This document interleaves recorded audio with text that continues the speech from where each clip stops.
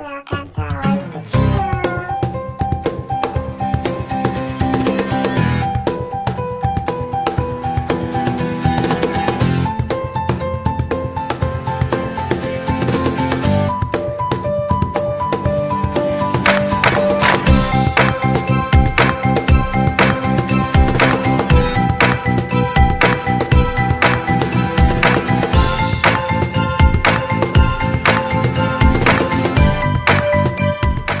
Baiklah, masuk kita ke pembahasan pengertian assisted learning. Assisted learning adalah pendekatan pembelajaran dari teori konstruktivisme. Konstruktivisme adalah sebuah filosofi pembelajaran yang didasari premis bahwa dengan merefleksikan pengalaman, kita membangun, mengkonstruksi pengetahuan, pemahaman kita tentang dunia tempat kita hidup. Konstruktivisme melandasi pemikirannya bahwa pengetahuan bukanlah sesuatu yang given dari alam karena hasil kontak manusia dengan alam, tetapi pengetahuan merupakan konstruksi atau bentukan aktif manusia itu sendiri. Konstruktivis percaya bahwa pembelajar mengkonstruksi sendiri realitasnya, paling tidak menerjemahkannya berlandaskan persepsi tentang pengalamannya, sehingga pengetahuan individu adalah sebuah fungsi pengalaman sebelumnya, juga struktur mentalnya, yang kemudian digunakannya untuk menerjemahkan objek-objek serta kejadian-kejadian baru. Assisted learning adalah pembelajaran dengan bantuan. Assisted learning memberikan bantuan strategis di tahap-tahap awal belajar, kemudian sedikit demi sedikit dihilangkan ketika siswa semakin mandiri. Vygotsky percaya bahwa perkembangan kognitif terjadi melalui percakapan dan interaksi anak dengan anggota-anggota yang lebih mampu di budayanya, yaitu orang dewasa atau teman sebaya yang lebih mampu. Warahmatullahi wabarakatuh. Perkenalkan, nama saya Sofia Amira dengan NIM 20205081. Baiklah, di sini saya akan menjelaskan buah landasan penggunaan assisted learning. Menyatakan bahwa konteks sosial untuk belajar dan pengembangan itu penting bagi anak. Ia beralasan bahwa seseorang dari lahir sampai mati telah berhubungan secara sosial, secara budaya, dan tidak ada satupun dapat terpisah dari konteks sosial. Pentingnya pengaruh sosial pada perkembangan kognitif anak-anak direfleksikan dalam konsep zona of proximal development, mendefinisikan berbagai suatu daerah aktivitas di mana individu dapat melayari dengan bantuan dari teman sebaya yang lebih mampu, orang dewasa atau arfak merupakan suatu kondisi ketika anak-anak menerima tugas yang cukup sulit bagi mereka untuk memahaminya atau menguasainya sendiri, tetapi dapat dipelajari dengan tuntunan dan bantuan orang dewasa atau teman-teman sebaya yang berlatih. Batasan terlebih dari adalah tingkat keterampilan yang dapat dicapai oleh anak dengan belajar sendiri. Sedangkan batasan tertinggi adalah tingkat keterampilan yang dapat dicapai anak dengan bantuan instruksi. Salah satu teknik untuk meningkatkan kemampuan anak menuju JPD tertinggi adalah dengan memberikan bantuan. Bantuan ini dapat dilakukan dengan menerapkan metode assisted learning. Berikut ini beberapa strategi yang dapat diberikan. 1. Prosedur untuk membawa siswa belajar implicit. 2. Modeling atau memberi contoh penggunaan fasilitator. 3. Thinking out loud, yaitu mengucapkan pemikiran secara lisan. 4. Antisipasi, yaitu mengantisipasi bidang-bidang yang sulit. 5. Providing, yaitu memberi dorongan atau kartu isyarat. 6. Regulation, yaitu meregulasi kesulitan. 7. Providing, yaitu memberikan contoh-contoh setelah jadi. 8. Reciprocal, yaitu mengajari timbal balik. 9. Providing atau menyediakan daftar cek. 3. Prinsip-prinsip menerapkan assisted learning. Metode Assalamualaikum warahmatullahi wabarakatuh. Nama saya Lili Surani Batubara, NIM 20205032. Baiklah, di sini saya akan menjelaskan materi tentang langkah-langkah penerapan assisted learning. Adapun pedoman penerapan ide dalam pengajaran adalah menyesuaikan scaffolding dengan kebutuhan siswa. Nah, ketika siswa memulai tugas ataupun topik baru, berikan model, prompt, scanner, dan structure. Setelah kompetensi siswa berkembang, berikan lebih sedikit dukungan dan lebih banyak kesempatan untuk kerja mandiri.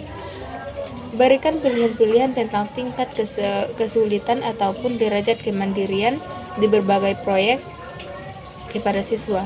Berikan kepada mereka dorongan untuk menantang diri, tetapi mencari bantuan bila mereka benar-benar sudah mentok.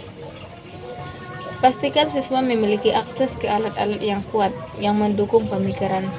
Yang pertama, mengajari siswa untuk menggunakan berbagai strategi belajar dan organisasional, alat-alat penelitian, alat-alat bahasa, dan program-program. Memberikan model penggunaan alat-alat, tunjukkan kepada siswa bagaimana menggunakan appointment book ataupun electronic book untuk membuat rencana dan mengatur jadwal. Misalnya, memanfaatkan model pengetahuan kalkular siswa. Misalnya, yaitu identifikasi pengetahuan keluarga dengan mewawancarai langsung setiap anggota keluarga tentang pekerjaan dan pengetahuan rumah tangga. Yang kedua, kaitkan tugas dengan model pengetahuan ini dengan para pakar di masyarakat untuk mengevaluasi tugas-tugasnya. Kapitalisasikan dialog dan dengan belajar, melakukan eksperimen dengan peer tutoring. Mengajar siswa tentang cara membuat pertanyaan yang baik dan memberikan penjelasan yang membantu. Dalam pembelajaran, metode assisted learning dengan bantuan teman dapat dilakukan dengan berbagai kegiatan, misalnya seperti kerja kelompok. Kerja kelompok adalah strategi pengajaran yang menekankan interaksi antara murid untuk mendukung model pembelajaran yang lain. Kerja kelompok ini tidak dapat berdiri sendiri, tetapi melibatkan interaksi antar murid saat model lain yang digunakan. Perkenalkan, nama saya Rati Zafira dengan NIM 20205062. Di sini saya akan menjelaskan materi tentang peran guru dan siswa dalam pembelajaran. Dalam pembelajaran PAI yang menggunakan assisted learning, pendekatan konstruktivisme dalam belajar merupakan salah satu pendekatan yang lebih berfokus pada peserta didik sebagai pusat dalam proses pembelajaran. Pendekatan ini disajikan supaya lebih merangsang dan memberi peluang kepada peserta didik untuk belajar berpikir inovatif dan membangun potensinya secara optimal. 23 pembelajaran menjadi lebih bermakna ketika siswa mengeksplorasi lingkungan pembelajaran mereka daripada sejarah positif atau pasif mendengarkan guru menerangkan. Dalam konstruktivis, guru lebih berperan sebagai fasilitator daripada sebagai guru menurut pengertian konvensional. Jika guru menyampaikan ceramah diktatis yang menyangkut pokok bahasan, maka fasilitator membantu siswa untuk memperoleh pemahamannya sendiri terhadap pokok bahasan konten kurikulum. Guru sebagai fasilitator harus menunjukkan keterampilan yang berbeda dari seorang guru. Ia harus mampu mendukung dari belakang, menyediakan jawaban sesuai ketentuan kurikulum, menyediakan bimbingan, serta menciptakan lingkungan yang kondusif bagi siswa untuk sampai pada kesimpulannya sendiri. Assalamualaikum warahmatullahi wabarakatuh. Nama saya Siti Istiqomah Ritonga, NIM 20205080 jurusan PGMI semester 3. Di sini saya akan menjelaskan mengenai dampak dari assisted learning. Metode pembelajaran merupakan salah satu unsur terpenting dalam pembelajaran. Bapak Muhammad Idris dan Ibu Endang Rahmawati sepakat bahwa metode merupakan hal yang sangat penting dalam pembelajaran. Menurut mereka, metode memberikan peran besar dalam mencapai tujuan pembelajaran. Metode juga mampu meningkatkan hasil belajar siswa. Menurut Bapak Muhammad Idris dan Ibu Endang Rahmawati, dari metode-metode yang digunakan dan kegiatan-kegiatan yang telah dilakukan dalam proses pembelajaran PAI di kelas mampu meningkatkan hasil belajar siswa. Menurut mereka, sebelum diterapkan metode-metode tersebut, ketika guru mengajukan pertanyaan yang berkaitan dengan materi yang dipelajari pada hari itu, hanya ada 3-5 siswa yang bisa menjawab dengan benar. Yang lain masih sekedar menyimak apa yang disampaikan oleh guru. Namun setelah diterapkannya metode-metode tersebut, sebagian besar siswa mampu menjawab pertanyaan yang diajukan oleh guru tersebut. Assalamualaikum warahmatullahi wabarakatuh. Perkenalkan, nama saya Serina Rabiuli Pasiahaan, NIM 2020-50236, Prodi PGMI. Baiklah, saya akan menjelaskan tentang pengertian hasil belajar.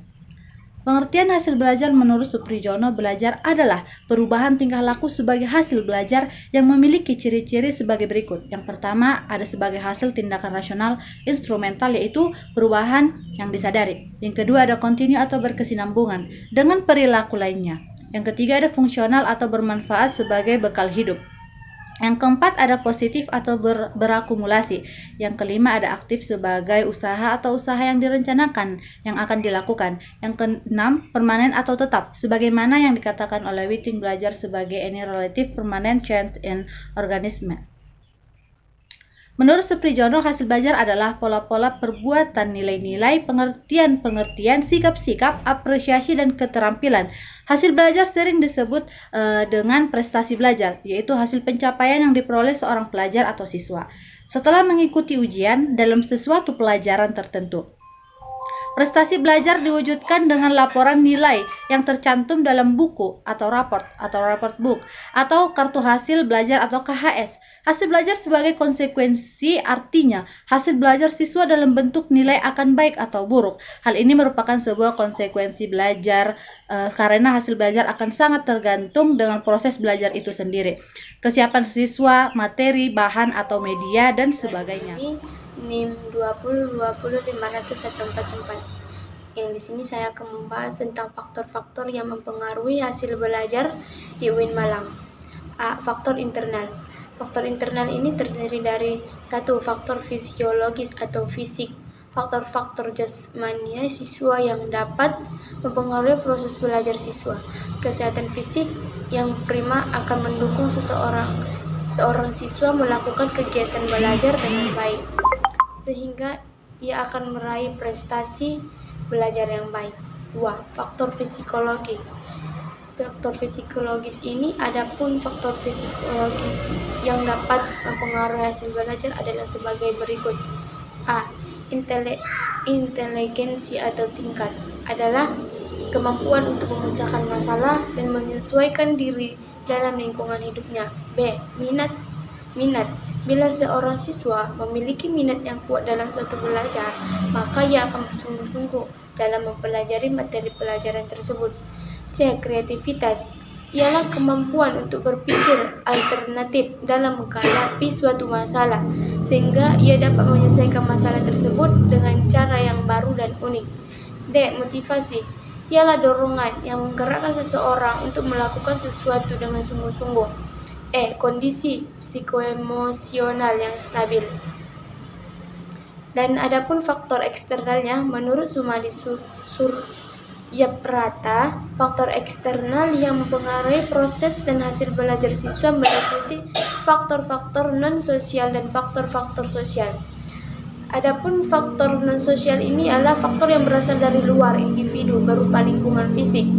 Faktor sosial adalah faktor manusia, baik manusia yang hadir secara langsung maupun tidak hadir, tetapi mempengaruhi proses belajar dan pembelajaran siswa. Yang termasuk dalam faktor sosial adalah sebagai berikut.